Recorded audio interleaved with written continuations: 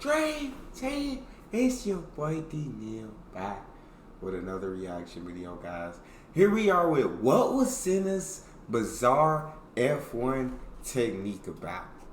I know what I'm saying. I got to see the tribute to Ayrton Senna not too long ago. RIP to an absolute legendary person, an absolute legendary driver. But I don't know a lot about how Senna drove and about his legendary driving. So here we are with his technique. But before we dive in, make sure you subscribe to the channel, ring notification bell, get a video a thumbs up so it gets suggested. What we got? Ayrton Senna had a really unusual throttle technique that simply doesn't make much sense. So what is the technique? Why did he do it? Would it work in today's modern F1? And could he possibly have been even faster? All of that coming up in today's video. So you may have read online that Senna had this really unusual technique where he would stamp on and off the throttle as he was exiting a corner. So first up, take a look at this footage from Senna at Monza where you can clearly hear this blipping of the accelerator as he's driving through the corner.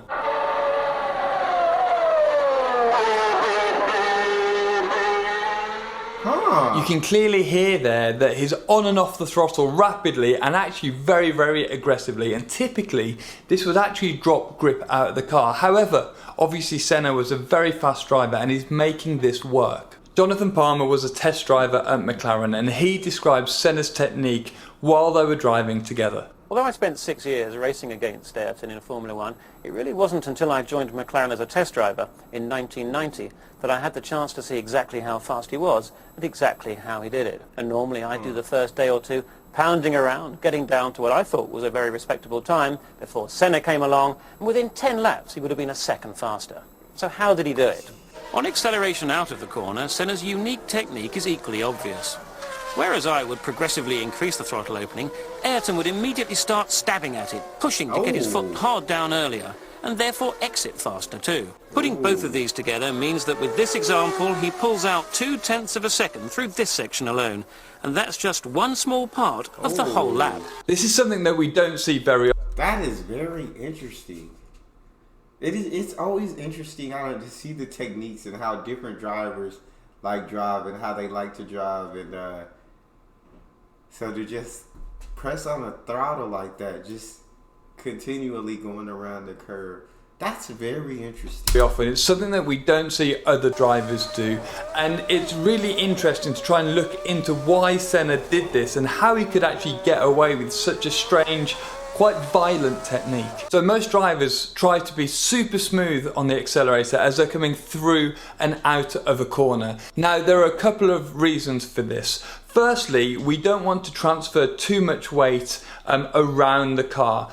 Because the cars have suspension, when you brake, the nose of the car will dive and come down, and when you accelerate, the rear of the car will squat. So that means that you're moving weight around the car, and when you transfer more weight, you actually lower overall grip. If you're braking, the front is lower, it has more weight, the tyres are being literally pushed into the track harder. So if you're braking, the nose has lots of weight and lots of grip, but it actually takes it away from the rear of the car because the rear of the car is actually rising up, it doesn't have much weight in it, and so if you turn the car in at that period, the front would grip but the rear would slide around, and it works the same with the accelerator pedal. That was a beautiful turn, bro, like that.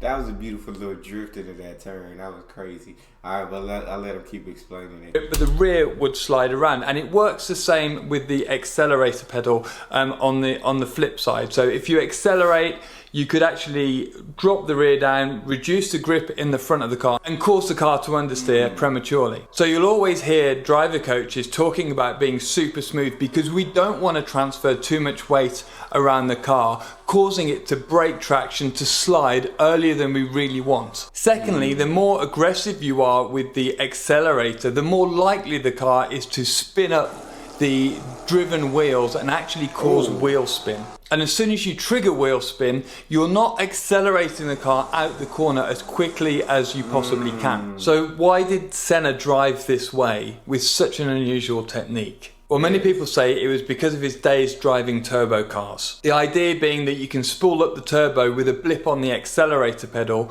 to reduce the turbo lag. Basically, when you get on the accelerator, it spins the turbo up, which in turn forces air into the engine, meaning that you can add more fuel and produce more power. Obviously, when you're braking and going through a corner only on part throttle, the turbo won't be spinning quite as quickly and therefore you won't have as much power. Flipping the accelerator on the way into and through a corner keeps those exhaust gases moving, keeps the turbo spinning and keeps the engine in the peak power range. Now, Formula One cars...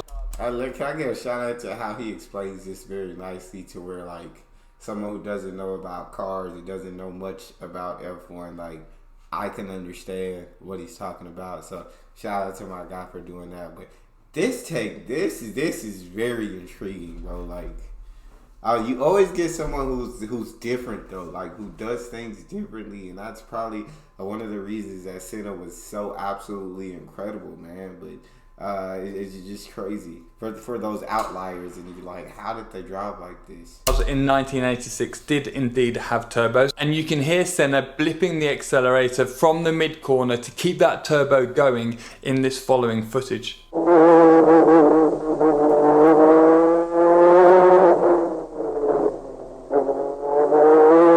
And this indeed would make a difference to the power of the engine. There is a reason that Senna's doing this. But actually, Senna started doing this throttle blip style way before he ever got in a race car. He actually started doing it when he began karting. Now, in karts, you can sometimes get on the accelerator as you're braking and decelerating into a corner to try to reduce the rear axle locking up, as it's a solid axle running through the back of the go-kart. Also, karts don't have suspension and they don't have much power, so you won't get this weight transfer that you get in a car, and any blip on the accelerator will be dampened somewhat because, as mentioned, the karts don't have very much power. Another theory is that this was a technique that Senna picked up when he was a child, and it was a habit that formed within him. Driving on track is such a complex thing. It can be such a natural thing because there's so many things happening all at once that it's actually quite difficult to break even the most simple of habits that you've formed early in life. So it could well be that he developed this technique while he was in his formative years and then just made it work while he was in Formula One. I'm very interested on, because I feel like if you do it as a younger kid, like, someone had to tell you like how that works and how that makes your car or cart or whatever you're driving stronger, and you know what I'm saying? So if you were to do it as a kid, someone had to tell you that, and then you kind of carry that over into your adult and you understand the car more. But if you do it as an adult, that's because you start to understand you're trying to just go as fast as possible, so you're looking at every possible detail of how to get faster, and you learn that that's one of the things. I'm very intrigued at how if he did learn about this as a kid, and it's just a habit that he never broke, or he got older, and as on his quest to drive as quickly as humanly possible, this was one of the things that he learned, and then he started doing that. It intrigues me. Not only did Senna do this in karting, but it seems that he did it all the way through his kart racing career too. From 1989, Formula One cars were naturally aspirated. That means they didn't have turbos. And yet Senna still continued this blip, blip, blip throttle technique. I've now watched so much footage of Senna driving on board, and he continues to do this strange technique all the way through his career. So how could he possibly make a technique like this work? In my opinion, the reason that he could get away with doing this was that the blips were so short and so aggressive that the car didn't have time to react in terms of the suspension dropping down and the weight transferring around the chassis. If you look at this throttle trace that I found online, you can see how quick the throttle blips were and how frequent they were.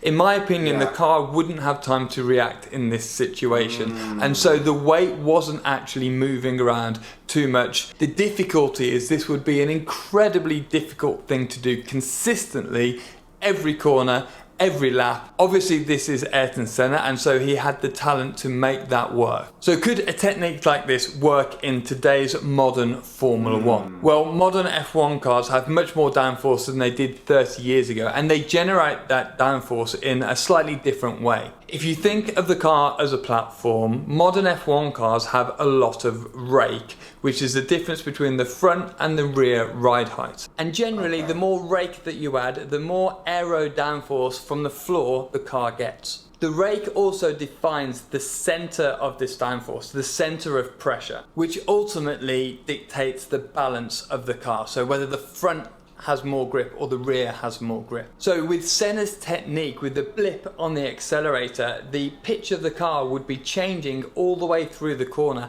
shifting the grip from the front to the rear, the front to the rear. So the car would be understeering, oversteering, understeering, oversteering, all the way through the mid corner. So could Senna have been even faster if he switched up his technique and changed to a more conventional driving style? Well, we'll never know, unfortunately, but a driver of Senna's caliber absolutely made this work for himself. You can compare the style somewhat to modern ABS systems, where when you brake and the tyre begins to slide across the surface of the tarmac, the ABS system will actually release the brakes a little bit to regain traction before it then applies the brakes once again. Senna did a style of this kind of system where he actually got on the accelerator until the rears broke traction, then lifted a little bit and then got back on. So we had this kind of blipping along, following the limit up as he exited a corner. But that's so crazy, his ability to do that, man.